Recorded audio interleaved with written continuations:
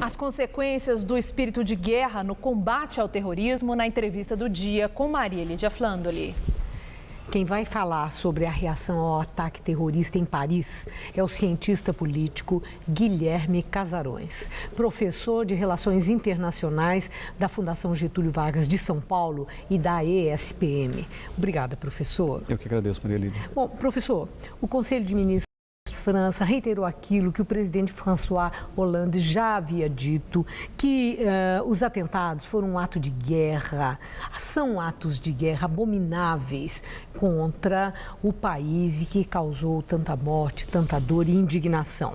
A reação da França foi imediata com aqueles ataques e os bombardeios de aviões franceses em alvos do Estado Islâmico em cidade síria, onde também mataram muitos civis. Não se sabe quanto, porque essa contabilidade não foi apresentada. A minha indagação, professor, do que nós assistimos na comunidade internacional, o combate ao terrorismo é, sim, na base da lei de talião, olho por olho, dente por dente? Maria, é difícil responder essa pergunta porque existem dois componentes aí. O primeiro deles é o calor da opinião pública. A opinião pública está pressionando muito tanto François Hollande como as lideranças europeias, o presidente Obama nos Estados Unidos, a tomarem medidas mais drásticas com relação ao Estado Islâmico. O Estado Islâmico é visto como um mal, vamos dizer, o mal a ser extirpado, e imagina-se que a única forma de se extirpar esse mal é exatamente entrando num conflito armado terrestre contra o Estado Islâmico, que já tem territórios, vamos dizer, relativamente grandes, extensos, sobretudo linhas de controle de petróleo no Iraque e na Síria. A grande questão é que o terrorismo ele tem que ser olhado tanto da perspectiva militar como das suas causas sociais.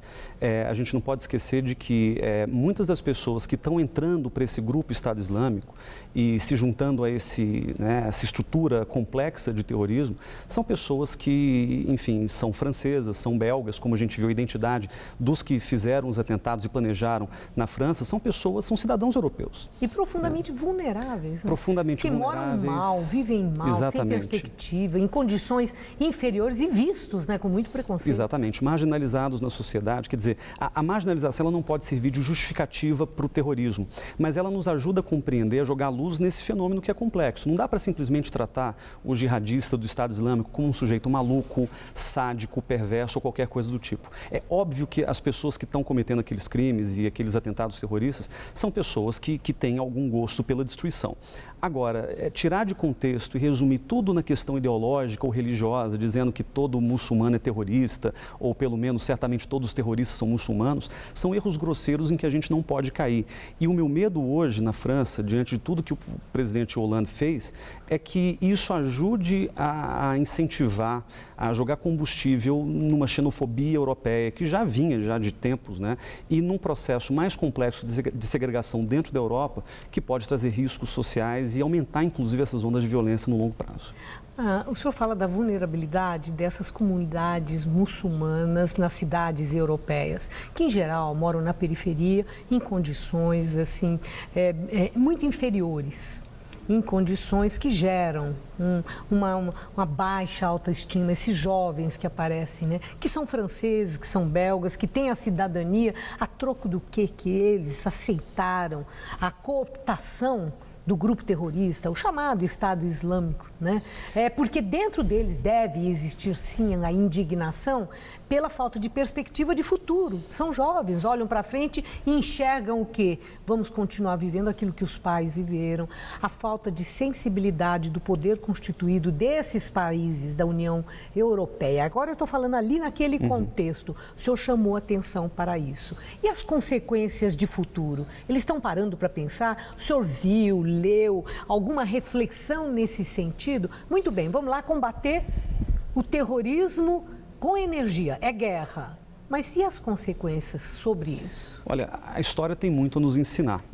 Se a gente olha, por exemplo, para o que foi a consequência da invasão do Iraque norte-americano em 2003, a gente percebe que uma invasão militar, o uso da força, sem que se pense no futuro dos povos que estão ali, dos países que foram vitimados e desmantelados em função do conflito, isso acaba gerando um solo fértil para que esse tipo de ideologia extremista, esse tipo de posicionamento terrorista se nutra, né? Então, por exemplo, o Estado Islâmico, né, que começou como uma espécie de desdobramento da Al-Qaeda no Iraque, ele é fruto direto da radicalização entre xiitas e sunitas dentro do próprio Iraque pós-invasão norte-americana. É claro que aqui não é simplesmente responsabilidade dos Estados Unidos, mas, de novo, o mundo ocidental, a Rússia agora que também está envolvida, né, nos bombardeios à Síria, tem que ter consciência de que o Oriente Médio sempre foi um palco dos interesses das grandes potências. Na hora em que você simplesmente faz atender os seus interesses de grande potência naquela região, extraindo o máximo de recursos que você pode, prejudicando as sociedades que ali estão, desenhando linhas arbitrárias no mapa, porque o mapa, aliás, do Oriente Médio é todo ele desenhado em cima de linhas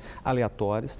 Isso acaba gerando um tipo de consequência social, econômica e política dentro da região, cujos efeitos de longo prazo são exatamente o crescimento da violência. Então, a consequência que a gente vê, para tentar resumir, é que uma guerra ela pode até ser travada contra o terrorismo e ela, enfim, vai tentar ser travada agora. A gente não sabe se vai ser simplesmente bombardeios ou se vai ter alguma invasão terrestre, se vai ter alguma coordenação entre os atores regionais, mas o fato é, tem que se pensar no dia seguinte. E esse dia seguinte ele vai ter que ser negociado exaustivamente para que não se crie condições para que nova violência acabe aparecendo naquela região. E temos evidência de que bomba destrói ideologia?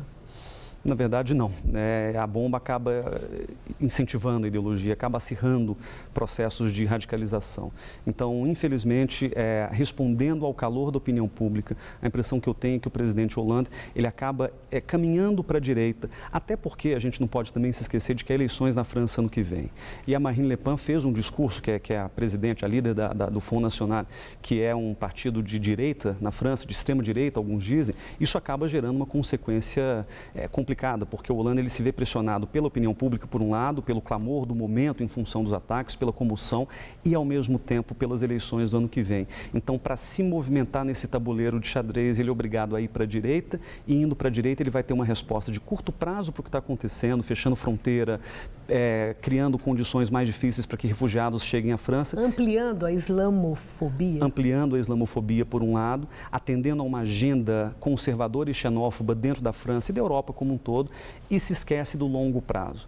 Para se combater o extremismo do Estado Islâmico, uma das coisas fundamentais, além da saída militar que está sendo cogitada, é você trabalhar as causas, né, as razões fundamentais pelas quais as pessoas estão saindo da Europa, estão sendo recrutadas pelo Estado Islâmico, sobretudo pelas redes sociais, pela internet. A gente não pode esquecer de que o Estado Islâmico tem um elemento quase que espetaculoso, midiático, que é exatamente a coisa de colocar as decapitações, os assassinatos, todos eles nas redes sociais, para que as pessoas assistam. Isso gera uma repulsa muito grande em muitos, mas isso também gera um poder de atração em outros.